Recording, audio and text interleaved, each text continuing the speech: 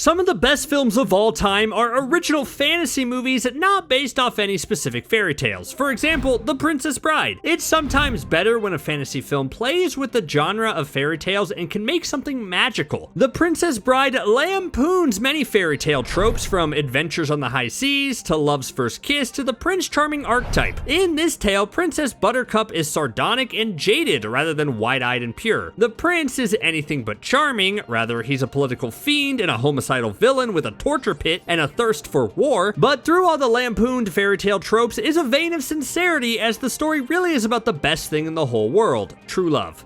Some fantasy films, like Labyrinth, are complex allegories. Labyrinth, like many fairy tales, tackles the frightening aspect of growing up. All the characters in the Goblin King's kingdom, including Jareth himself, represent people and challenges in the teenage Sarah's real life. Like Rapunzel's parents, Sarah's tricked into trading her brother to the Goblin King, and now she needs to solve the labyrinth to rescue her brother. Labyrinth challenges Sarah with plenty of fairy tale logic, and she has to solve riddles and can't take everything at face value.